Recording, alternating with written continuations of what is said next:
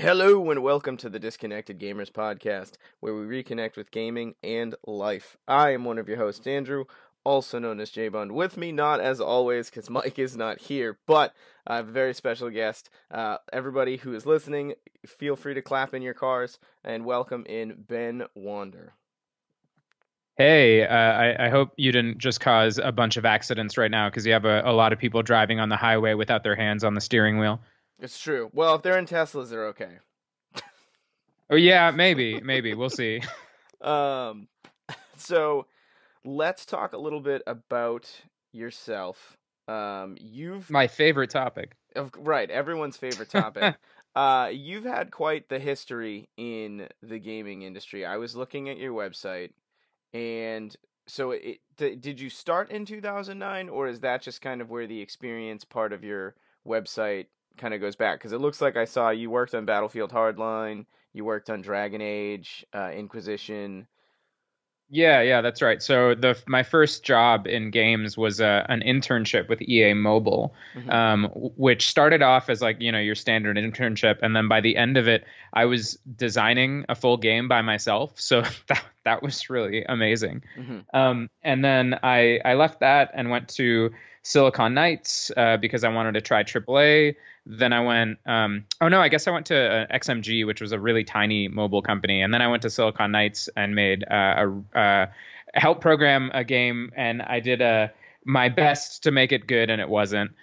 And then after that, I jumped back to EA to BioWare. And yeah, I worked on Dragon Age there, and then Battlefield at Visceral, and then A Case of Distrust, which is my current indie game. Correct, which launched on the 8th, and you should all download it if you're listening. So Yeah, when a couple you of weeks ago. Yeah, and so when you got that first internship, was that like were you at all like 100% gung ho about getting into the industry? Like that's I like that. I like to hear the history part of it. Like so were you applying for jobs and like you landed the internship? Were you just out of college? Were you making a career change? No, yeah, I was in college Hmm. and um sorry, can you hear me? You're cutting off a little bit. Like I'm getting your questions, but Yep. it's a little bit choppy. But I can can hear you? you perfectly, but it is probably like there's two wireless routers in my house and I'm connected to the not good one because my Oh better yeah. one is not working. Okay, fair enough. So I'll just keep talking and assume that the question that I'm answering is the one you asked. Yep. Um, but so yeah, so it was an internship that I got in college. Because being in the game industry was my dream job forever. Hmm. I always tell this anecdote, but when I was 11 years old, I picked up a copy of EGM, and it was the E3 special, and it was the time when the PS2 had just been out for a year and was getting a bunch of good games, and then the GameCube and Xbox had just been announced, and I was flipping through this magazine and seeing the electronic entertainment exposition and all of its former glory, Right. with how huge it was and the spectacle and everything. And that's when I understood that, hey, people get paid to make video games. That's crazy, right? Right. And I'd always been like a huge fan of video games, and so from that point onward, I kind of wanted to be a game developer, whatever that meant, and I didn't really even know what that meant at the time. But yeah, since being pretty young, I knew that I wanted to get in the games industry, and that was a target, and I managed to get to that target with that internship. So that was a lot of fun. There you go. Now, so you do your internship, you bounce around to a few places, you work on some pretty cool games, and then like what happens then, right? Have you been working on indie stuff on your own? Did you just decide like, okay, I think I've got a nice cachet of knowledge and tools and insight. I'm gonna go for it. Yeah, that was mostly the idea. I mean, you always sort of, I think everybody does this, right? You evaluate your life at different points and you Hmm. go, what do I want to do next? And I had been doing AAA development for a while. I started in mobile and then I went to AAA, and that Hmm. was really interesting. And I was looking around and thinking, what's the next step in my career? And for me at the time, I was just playing a lot of indie games. And so it naturally made sense that, hey, these are my favorite types of games. Why don't I go for it? It was a scary decision to make. It was maybe not the most thought out decision, I guess, because I didn't have a game plan. I didn't have any idea what I was going to make, but I just knew, okay, the next thing that I want to put out isn't something that, a AAA company like EA could ever make, because it's not going to sell the number of copies it needs to sell to keep all of these people in business, and to, make the stock go up and things like that. So that Right. was, I knew that I needed to jump ship to do the next thing I wanted to do. Yeah, for sure. Right. No, so only because you brought that up, is that sadly a kind of overarching fear of game development in the AAA scene, where you're like, if what we're doing doesn't work, the stock, not necessarily like the stock doesn't go up, but like, is there as much of a fear on the AAA side of it as there is on the indie side of it, of like, if this game doesn't sell, what happens? Yeah, I think so. Thankfully, some companies, like really big ones like Sure. EA and Activision, probably can weather a couple of failures. But look at Visceral Games. They Right. made the Dead Space series, which was fantastic. Hmm. Then Hardline came out and had a decent reception, but wasn't earth shattering. Nobody's talking about it years later unless you're interviewing a former dev. And then sort of sat on a Star Wars thing for a while and then got shut down. I mean, it happens like that sometimes. So Hmm. I wouldn't say it's a day-to-day worry. I mean, for sure you're a lot closer to the finances as an indie developer, but Right. if you're in any studio that's made a couple of flops, suddenly you're starting to question, where does the company go from here? Gotcha. So you work on A Case of Distrust, and honestly, like, I remember when I was at PAX West, and it was I bumped into Greg Miller, who was checking it out, and he was like, "You got to look at this, you got to play this," and that was when I had checked it out. But it was the design aesthetic, that Saul Bass, you know, kind of vibe you had going on. Where does that come from? Yeah, so that inspiration, you got it totally right. It's inspired by a graphic designer from the 1950s named Saul Bass, who did a lot of film posters and then did a lot of credit sequences. Yep. I actually got into that by looking at a website called The Art of the Title, Hmm. which was shown to me by a coworker all the way back in 2009 at my EA Mobile internship. And this website just catalogs title sequences from different movies that have an interesting credit sequences at the beginning of their movie. A lot of films nowadays don't really do that, but that was a big trend kind of in the 70s and Right. 80s, and some movies will still do it to sort of harken back to that era. Hmm. And the guy who started all of it was this guy named Saul Bass. And I just got more and more interested in him, and I loved the look of his work. And when I went out to make my own game, I realized, hey, nobody really is doing this thing. Why don't I give it a shot? Yeah. No, I went to school for graphic design, so that's why, like, it caught my eye. Um, Nice. I'm um, glad to hear it.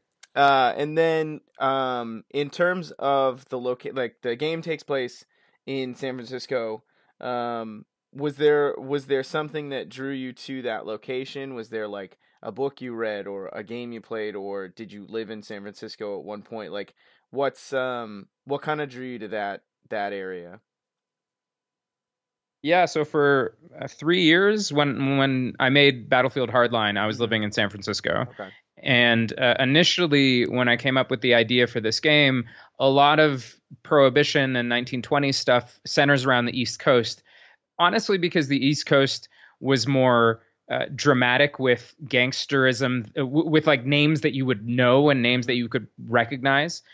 The more I researched into it, the more I realized that the West Coast had just as much stuff going on, but less people got caught because the government was just more corrupt about it. Hmm. And the politicians in California were getting their hands wet a lot more regularly than maybe more of the Puritans kind of on the east and in the center of the country. So I was researching New York a little bit, and I realized I don't really know that much about New York City to begin with. I've been there one time, but Hmm. why am I stretching for this? Why am I pulling at something when, at the West Coast was just as interesting? There have been less stories told about it. and I lived there for a while. So when you tell me, hey, this is what was happening in Pacific Heights in 1922, I know exactly what that means. I can picture it. I can see it. So Mhm. that as soon as that idea sort of popped into my head, I knew that was the direction that I wanted to go in. Gotcha. Now, as far as your development process, when you start a project like this, obviously there's a lot of historical research to help kind of create the story that you've got. When you get to a point in research, is that when you, and this is more a question of like, I don't know the way that people make games. Um, do you write, like, it's like writing a song, right? Do you write the lyrics and then you start prototyping? Do you start prototyping and see what happens based on research that you've done? Like, can you talk about that a little bit and just kind of how it kind of flowed through? I wish I had a perfect answer for you. I don't know. I don't know if there's a template. If you ever find one, please just send it to me right Yeah. away. Yep. Um, I in terms of the research of it, I loved the 1920s for a while. So even before making this game, I had done a lot of research into it because I thought it was interesting. I thought it was a cool period. Hmm. So that helped a lot when coming up with the idea for the game, with the characters for the game. But the rest of it is just kind of a mishmash. I was doing code while I was doing art, while I was researching story and writing characters. It sort of happened all at once, Hmm. and I don't know if that's the best way to do it, and I don't know if that's how everybody does it, Sure. but it seemed to work for me, where I would get the art to a point and really love it, and then realize, oh, there's not really that much gameplay here, let me do more coding, and then I'd get that to a really good point and understand, oh, well, these characters are kind of empty, let me flesh them out a bit, and then that would look really good, but then it would be so much better than the art was, that I would look at the art and go, you know what, it's not doing what I would want it to do for these new characters. So let's improve the art a little bit. And then, oh, well, now the gameplay feels a little weak. Let's do that. So it was this constant cycle of trying to have everything catch up with itself. And that sort Hmm. of pushed everything forward a little bit, I think. Yeah, I was gonna say it sounds like you were building a house basically, and it was like you got the frame, and then you put up wallboard, but you're like, great, we've got walls, but now we need to paint them, and then, oh, now the room's painted, but there's nothing in it, and then now we've got to get some furniture, and all in moving forward. Yeah, That's a yeah, neat, exactly. that's kind of a neat way. And so you've done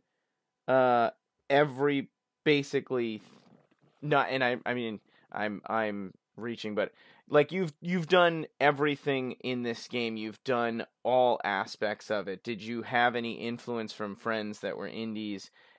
How do you, is there and I want to say that there isn't, because I feel like I've talked to so many indies about this. Is there ever a point where you're like, I want to show you my game, but I'm nervous you might take my idea? No, absolutely not. So I do want to make one thing clear. I didn't do the audio for the game. I think the Okay. music is amazing and it's fantastic. Yep. And it was done by a really, really good friend of mine named Mark Wilson, who I worked with at BioWare actually, and Hmm. before that had also worked at he worked on LA Noire. So he really liked this kind of detective piece, this period piece, and he volunteered to do the soundtrack for it, and I think it's phenomenal. Agreed. In terms of yeah, yeah, totally. In terms of other indies stealing my idea, absolutely not. No, and I think that's something that early on in game development, especially when you're a student or when you're just starting to make your first games, Hmm. you're really precious with your ideas. The things that you realize, or at least that I realized, is my ideas suck, like at the beginning.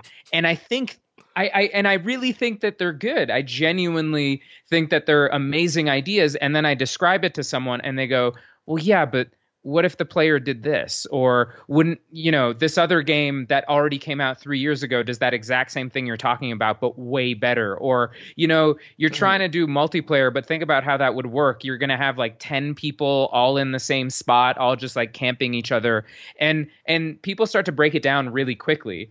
And so I think sharing your idea, especially with other developers early on who know what it's like to make a game and to iterate and stuff, gets you a lot of that experience immediately focused on your idea. Hmm. And then on top of that, if you're worried that people are going to steal your idea, like how how much you like your idea is how much somebody else likes their own idea. Everybody Right. has ideas in their head, especially indie game devs. So anybody who's got something to pull off loves their idea way more than they love your idea. Hmm. So they're not going to take it. They've already got stuff going on. So I think that's an important lesson for people to learn, and really makes your games a ton better once you learn it, because again, you get all this feedback right away, kind of from inception. Yep. Now, is that I would assume that's a thing that you kind of get a boatload of when you go to like a game show like PAX or showing in the indie booth, because it's like, one, you're surrounded by other developers trying to do the same thing, and you're getting all this player feedback at the same time. Yeah, the player feedback at those shows is phenomenal. I mean, especially if you're looking to do um, usability feedback, like Hmm. your UX feedback for all the graphics on the screen or whatever, all the interactions. It's phenomenal because there are so many different people playing the game, and none of them are your friends, so they're not trying to make you, feel good about it. You're just seeing them try to play the game from the beginning and understanding what parts they're struggling with. So by the time I took it to shows, I think I knew what I wanted the game to be, but I wasn't exactly sure. I mean, you're never sure until very close what the interactions are, and Hmm. what you want, how you want people to interact with this world. And I think the more I took it to shows, the more I realized, oh, okay, I don't have to explicitly describe this part, but also people aren't understanding this other thing. And those shows were phenomenal for doing stuff like that. Gotcha. Do you have any I was gonna say, what's the like one best piece of feedback that you got at a show? If there was like maybe like an aha moment type piece of feedback that happened.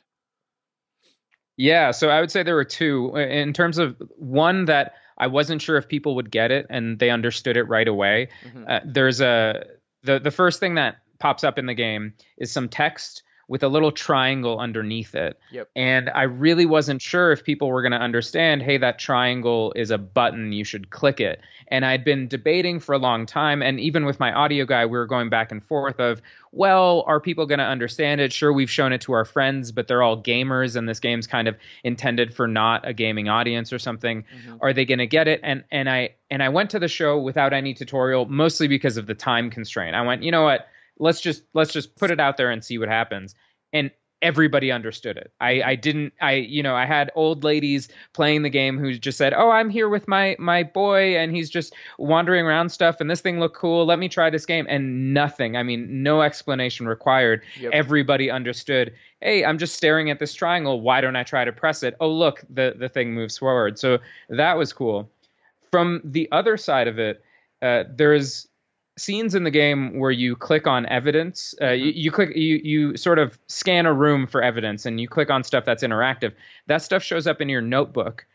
For a really long time, people had no idea that there was a notebook in the game, and it really surprised them that they could go in there and click on it and do all that stuff. So it went through a lot of iterations of, okay, what does the button for the notebook look like? At first, there wasn't even a button. It was just you would hit an escape, the escape key, and obviously that I knew that wasn't a permanent solution. But Hmm. even once I put a button in there, it wasn't as obvious. So the idea of blinking the button while you're blinking the clue, or having words highlight depending on if you're talking to somebody or you're in a scene or whatever, Hmm. all of that stuff came naturally from watching people play the game and understanding that, okay, they're not getting it.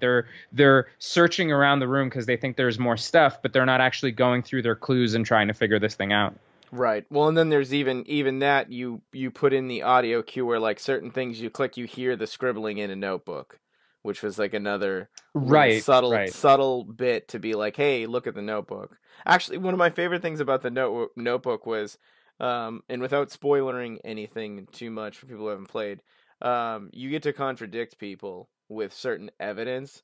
And like I just for fun went through almost every single thing just to see what would happen. Like, oh, maybe this has nothing to do with this at all. Let me see what happens. And um, it was fun to go through it and see how that whole system worked. Obviously, I'm not going to say whether or not there was anything groundbreaking, um, or like magical discoveries, but it was neat to go through that process and be like, I wonder what would happen if I just tried to completely throw this thing under the bridge. Yeah. In terms of being like, almost like a game of Clue. Like it was the guy in the bathroom with a nightstick. Um, but it was that whole process. It took me a little bit to get used to it, to be like, oh wait a minute, no. I know that this happened over here because I remember the clue that I wrote down. That makes sense. Let me take this, go here, and then at the end of the game, I was totally wrong, and I was like, and it was. I thought I had it. Like I literally like at one point in the game I was like, I know exactly what happens. I've seen enough cop shows. I got this. And nope, I was wrong. I was totally wrong at the end of it. I was half right, I guess. Without Okay. All spoiling. I'm right. not gonna spoil. I was half right. But but like honestly, like yeah, I loved the story. I thought it definitely kept me engaged. I was like I really wanted to know what was going on and I wanted to figure it out. And then at the end I was pleasantly surprised because there was a part of me that was like, "Oh wow, like I figured it out what I thought was fairly early on in the game," and then it was like it totally went sideways and I was like, "Oh, never mind. This is impossible now. This couldn't work at all." And just Nice. Well, even I'm glad you enjoyed it. yeah, well, and even like there were parts where like you would gather clues about like one area that you were in, and then you'd go to another place, and all of a sudden it would be like, but there was this other thing you couldn't see because you didn't know it was there until you go back now. And then you had to go back and be Right. like, okay, where was that thing that that other person told me about? Because it can only exist in this space. So now how do I find it? And I liked that because Right. it forced you to go, you know, to different places to get information. You're interrogating people, you know, and you have to ask the right questions. Right. I appreciate your abstract descriptions of this. I think it's good. Yeah, well, I don't I like think people could I don't get want to it without, exactly be yeah. like, well, if you go to this place and then you do this exact thing. I always hate giving away too much, right? At one point, like if you, and it's why I don't watch a lot of game trailers because I feel like at one point, if you've experienced enough of a game or heard enough of a game or seen enough of a game, when you go through the game and have that experience, it's not as unique.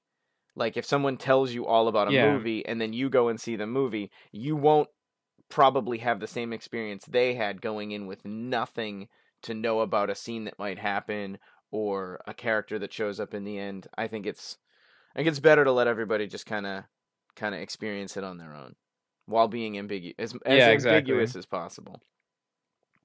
Well, and again, I'm the same way. If I know I'm going to watch something or play something or do anything with it, as soon as I know that, I'll go media blackout on everything else. So, you know, Red Dead Redemption 2 is a game that I know I'm going to play. So if they Exactly. put out any trailers, I'm not going to watch them. Yep.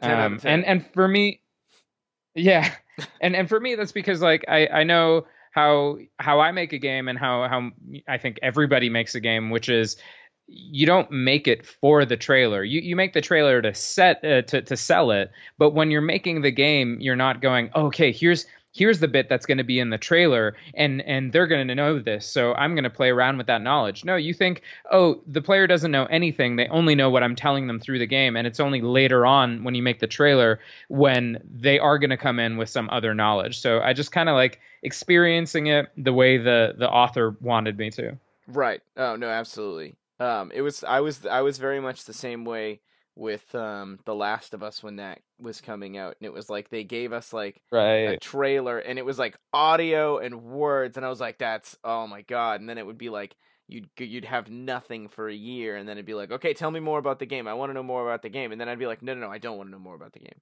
I'm good. I'm good. I'll Yeah, wait yeah, for it. yeah, I'll wait exactly. for it. I'll wait for it. It's fine. I'll wait for it. And now we're like I'm at the same place with Last of Us 2. It's like I want to know more about the game, but I also just want to play it. So just give me the game. Don't give me any more trailers. You know. Yeah. I think it's a really interesting thing too because there's also times where I'm like and I'm sure somebody has like have they ever made a game trailer that literally had no it was like a scene that didn't actually get put into the final game, right? Like they made the trailer and then at the end of the game they were like, "Hey, we took that scene out. Did you guys update the There's got to trailer?" be. There's got to be some Kojima trailer that had some ridiculous crap in it. Like I'm sure the Phantom Pain had some stuff that wasn't in the game or something. So Right. yeah, I guess I will watch Kojima trailers because that's as much fun as the game itself. I mean, Right. whatever. I just want to see what crazy shit is in your head.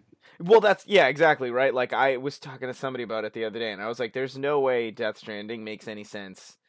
Like by any like if you watch all of the trailers and then you somehow magically get to play the game, I'm like there's no way any of it could possibly make sense. Like there's no way you're like, "Oh my god, that thing from the trailer." I'm like that's not going to happen. I was like you're going to be No, screaming yeah, your yeah, head until the exactly. end of the game. Right, So exactly. are Kojima games on your high ranking list? Oh, I don't know. That's an interesting question. I know I was a really big fan of Metal Gear Solid 3. That was my number one. Okay. And then I fell off of 4. I wasn't really as big into 4, and I didn't play 5. I should. I hear 5 is amazing. I was so making a Case of Distrust for the first year that I made it, I was Hmm. traveling around Southeast Asia, and I had no access to consoles or a powerful PC or anything. So I kind of there's one year in my gaming history that's mostly blacked out because I wasn't around for it, and unfortunately MGS5 came out during that year. Gotcha. Well, I think I was gonna say at one point I swear it was free on PS Plus, so it's on my account, and I haven't played it either. Um, Oh Metal Gear yeah, for okay, me it would have been Metal Gear Solid 2. Um, but right. I mean in There, this, there's one where the trailer messed with people too. I mean, that was all, oh, hey, you're not playing the guy that you think you're playing. right, exactly, yeah, exactly. You spend the whole game playing somebody else. Um, I'm trying to think what was another. I feel like the Half-Life games did it really well too. Later on, and what Right. else? So, you mentioned Southeast Asia. I also noticed that you do tend to travel. You seem to travel a lot. Is that so? Are like gaming and traveling the two bigger passions in your life? Yeah, I mean, I think gaming is number one with a bullet. Mm-hmm. If I could do one of them, I know exactly which one it would be. Yep. But I think travel is a ton of fun, and if gaming is, my passion, travel is my favorite leisure activity. I enjoy it so much. You get to learn a lot about different cultures. You get to be inspired by a ton of people. You make friends who live all around the world. It's awesome. I think everyone should travel if they can. Gotcha. Now, so where's the last place outside of the United States that you've been? Well, the last place was Canada, Okay. and that's because that's where I grew up, and Gotcha. so my parents live there, so I go and visit them a lot.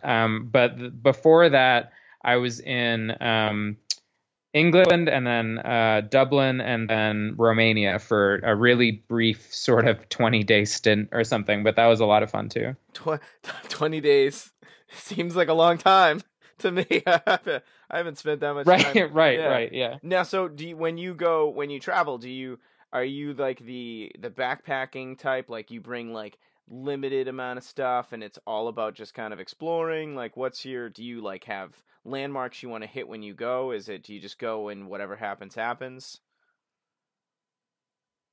Um, Kind of my fiance plans all of it, which is the best thing for me. And I probably shouldn't publicly admit that because she'll get upset. But she does a lot of the legwork, and I really just like traveling and eating food.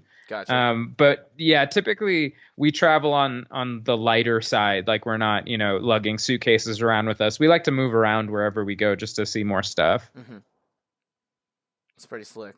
It's the one thing that I like. I have like friends and people I work with, and they're always like, "Yeah, I'm going away for like a week," and I'm like, how do you get enough out of a week long trip? Like, I feel like I'm either really bad at traveling, or just lazy because it seems like I could never go somewhere for like a few days that's out of the country. I feel like I would invest too much time and money to get there that I wouldn't get to do enough in like I wouldn't get to cram enough into a short amount of time. Like I feel like if I go somewhere, I got to go for like at least like a week and a half to kind of do all these things. Right. No, I mean I think a week and a half is probably a good metric, like a 7-day stint. Yep. But even then, you're gonna go and not see everything. That was part of why my fiance and I quit our jobs and traveled for a year was because the 10-day, 2-week, 3-week stints aren't nearly enough to really experience a country. So we Hmm. wanted to spend longer in places. We wanted to make friends in places, to see the culture a little more intimately. And that was a lot of fun. I hope that someday I can do that again because it was just such a blast. Right. Um, Now, so we'll shift back to current day. What's in your gaming console? What's in your PC? Like, what games are you playing right now? You Case of Distrust is out, so you can take a little bit of a break. What are you playing? Yeah. So I just got Kingdom Come Deliverance, which I kickstarted 3 years ago or something, Hmm. and that game just came out. It's Skyrim, but in medieval. I want to say Poland, but I think that's wrong. It might be medieval Prague.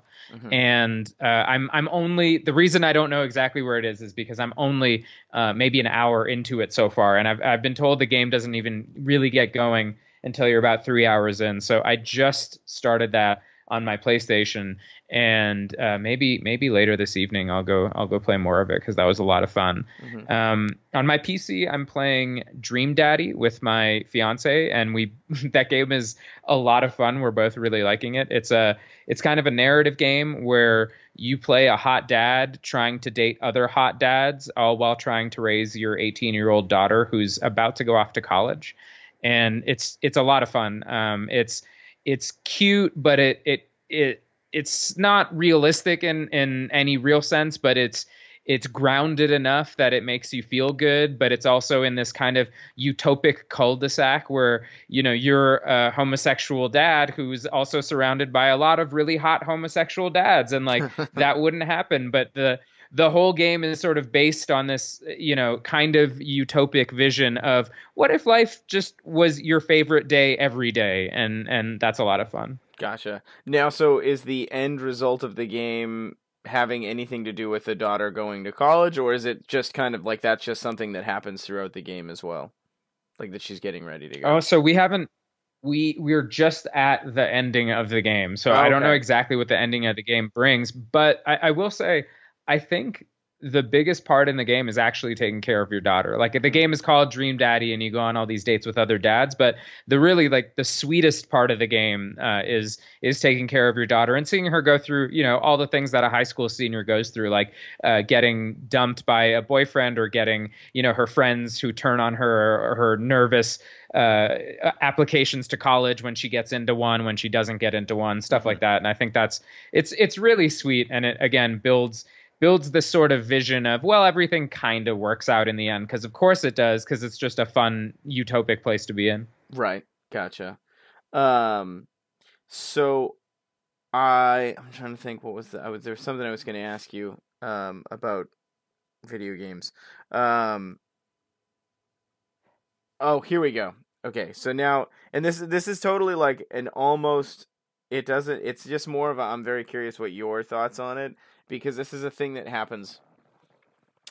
At least it's happening to me. Is I am constantly playing Fortnite and like PUBG, Oh yeah. and there's an iOS game, like Rules of Survival, Days of Survival, and it's almost effectively PUBG on an iPhone, and Right. have you seen this phenomenon and just kind of like these battle royale games, and what does that do amongst the indie community? Because I feel like there's a part of games like that, kind of they come in, they shake up the scene because they introduce this kind of new game experience it existed before, but it never was quite this popular, and kind of shifts all the attention over there. Is that something that you're like you pay attention to those types of trends? Like how does that?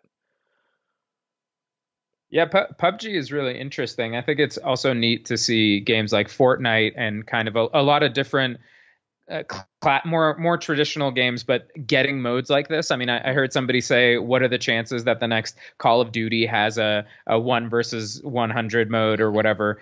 I think that stuff would be really neat.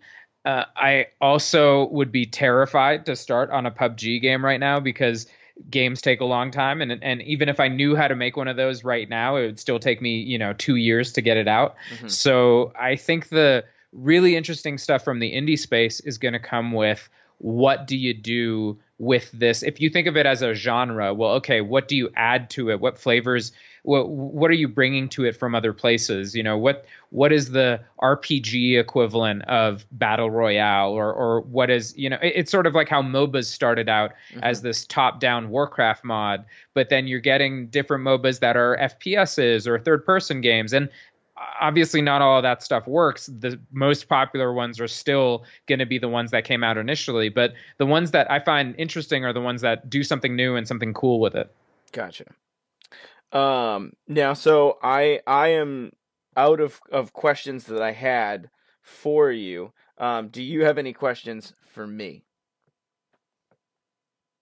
Yeah, how do you like interviewing devs? Do you find that you learn a lot? Because I have like this one really small pocket of experience that I can talk to, but Hmm. that's kind of all I know. I imagine you're interviewing devs, I mean, all the time.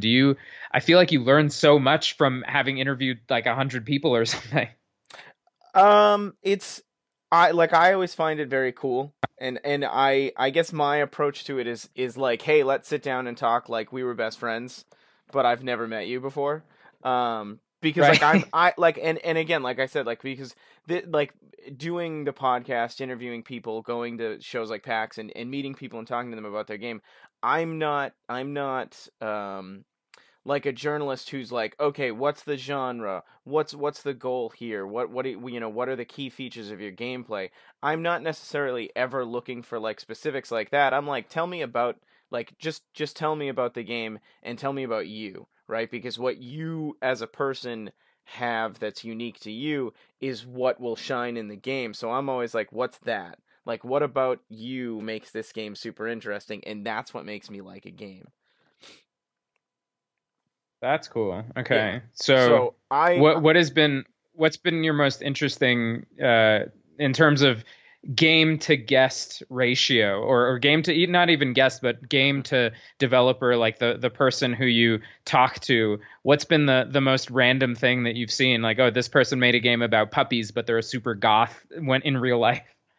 um well so and I mean I guess this is I guess this is like a very accurate description. My friend JC Salinas who made is making a dual hand disaster tracker is Yeah. it's a twin stick risk 'em up and like honestly like literally thinking about it now like the game perfectly describes him because in a way it's utter controlled chaos and JC does so Right. many things and has literally like done all these things. He's a musician in a one man band where he plays everything and if you watch the videos of him doing the music he's going from instrument to instrument but everything works. And then you look at his game and it looks insane but everything works if you like look at it for a second and go, oh, okay, I understand. I've got the left side, I've got the right side, I've got a this connects to this and all of those things. And then that also bleeds into his game because when he's making the game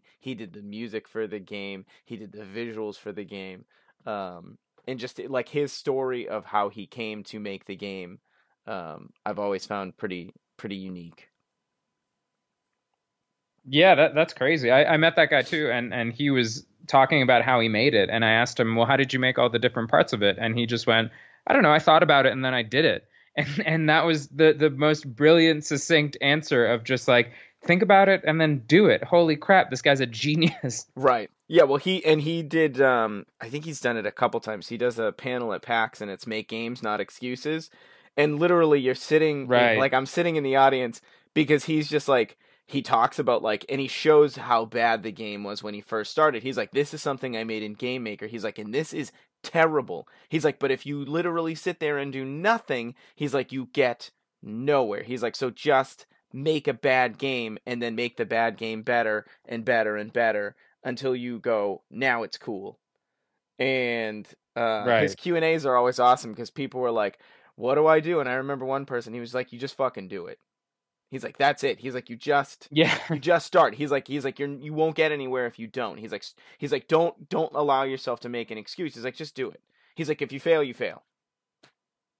Um, and Right. I've always found that interesting. I had I had Christine Steimer on on the podcast once, and the whole like we didn't actually talk about really anything about like the gaming industry. The whole episode was almost entirely about the game Until Dawn. Oh yeah. And so she'd played it, loved it. My co-host Mike had played it, loved it. I played the demo at PAX West when it was coming out, freaked out. Watch people play the game on stream once because the game had come out at that point.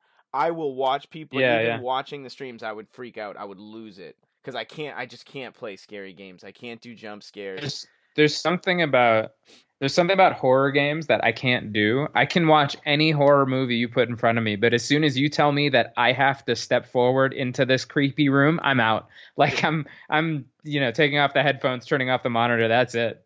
Yeah, like I watched my co-host Mike. He played Resident Evil in VR and did share play. So like I'm looking at my TV, but Oh it's man. moving around because he's looking and like I've got my headphones on, so I've got the surround sound. I'm like, Mike, there's something behind you. Turn around. There's something behind you. I can hear it. I can hear the Right, steps. right. And I'm making him freak. Like normally he doesn't freak out at all, but like my nervousness about it is causing him to freak out. And I'm like, I can just close my eyes. I don't even have to look. Like I'm not playing the Yeah. game, but it was Right, right, right. yeah, horror games I just can't do it. And I can't do horror movies either. And like there's a part of me that I can play like I could play Resident Evil 2 right now because the graphics are so bad, but I remember being terrified of that game when it came out. But if I was to play Right. those games today, the graphics are so like even The Last of Us, there was a point where I was like, man, this is a little too much for me. And that's not it's a very much horror-esque game, but its goal is more the suspense and the fear, not necessarily like gruesome kind of things. But Yeah, it's more of a thriller in a way. yeah, but that's like probably The Last of Us is probably like I've played like Resident Evil 5 with people like co-op, and even then like they'll be like, hey, just so you know, there's gonna be a thing that pops out, and then all of a sudden it pops out and I scream. Um, like it's like Right. you could tell me exactly when it was gonna happen, and I'm just like I can't. And I think it's because the graphics at this point are so good that it's way too real for me, and I just can't. I can't do it. Right. Yeah, for me it's the sound. Hmm. It's I can you could show me nothing. It could just be like an empty hallway, but play a creepy soundtrack over it and I don't want to walk down that hallway. Right. It was like the what was the Kojima um what was that playable trailer? Yeah, yeah, right, right. No, no Yeah, thanks. I that remember was people playing it and just being like, no, I can't do this. See ya. yeah, I played Watch it that on because mute. that took a while to unlock every secret in it and whatever and I mean I didn't have the patience for that, but me and a friend looked it up and we got through two steps of the process and it started getting freaky enough that we both said, "All right, that's cool. Turn it off." Yeah, exactly. You're like, all right, I've got enough. Boy, nice going, Kojima. It's great, Yeah, yeah. fantastic.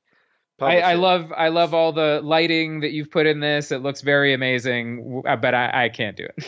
Right. And then even that, right? You go back to these games and you're like, "Oh my god, it's so scary, I can't play it." But you're like, "But look at what they like look at the technological masterpiece of what it is. The lighting effects, the sound, the creaky footsteps as your character slowly walks. Like mechanically there's so much behind these games."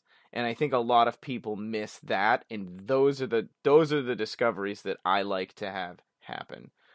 It's like, Yeah.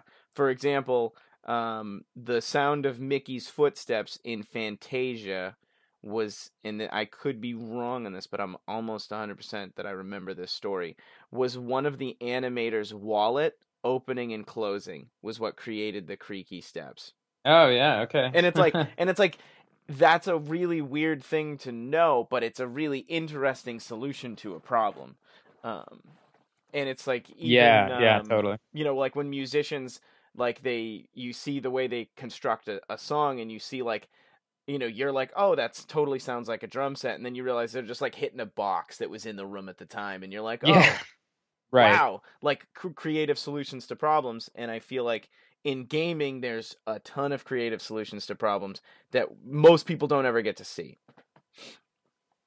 Yeah, I mean, if you or anybody listening is interested in that stuff, I have a blast listening to GDC Vault talks, Mm-hmm. especially ones that cover postmortems or games that that have been out, and they go through how they made it and the difficulties and stuff, and then sometimes you get these really random solutions that they came up with for a problem that seems brilliant, but at the time probably sounded crazy. So I think a lot of that stuff can be found on YouTube now, which is incredible. I mean, I wish I had some of that stuff when I was growing up. Yeah, exactly. Well, and even that as a knowledge base or a resource base, like the amount of available, tutorials, demos, in just general information that we have today versus games that were made 5 years ago, 10 years ago. There weren't quite so many resources for them. I always like it's one of those things I would love to sit down and just talk to people who made like Sega Genesis games and be like, what do you do? Like, there's a point in a Sega Yeah, Genesis game, right, where you're like, we're out of memory on the cart. There's nothing else we can do. yeah. And it's like, here we don't, like, they're, like, the limitations that we have are much different than the limitations people were faced with, 20 years ago. And I always think that that's I want to put, like, those two people in a room and be like, talk. Please talk and let me sit here and listen. Right.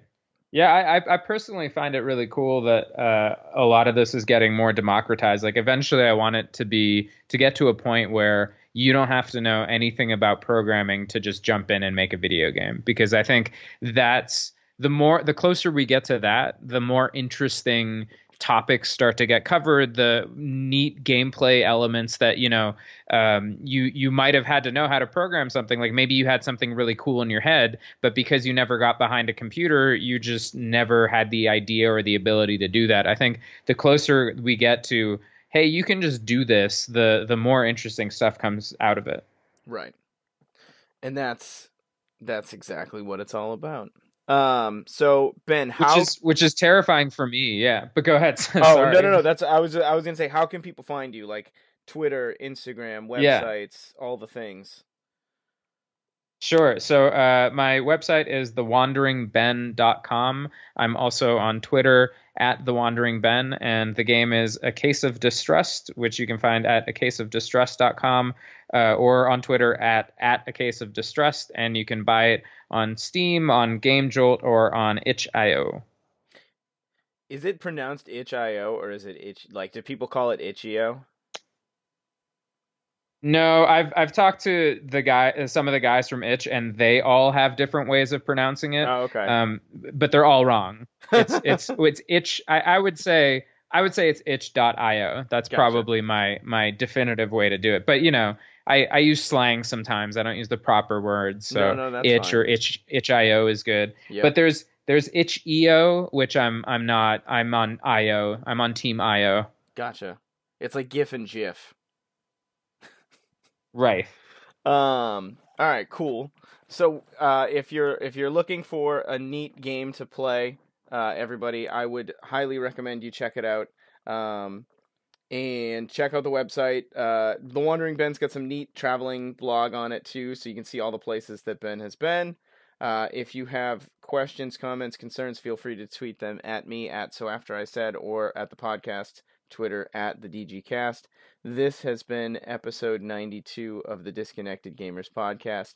Ben, thank you so much for being here. It was fantastic. Hey, yeah, thanks. This was a lot of fun. Exactly. I had a blast. And everybody who's listening, we will catch you on the next episode. See you later.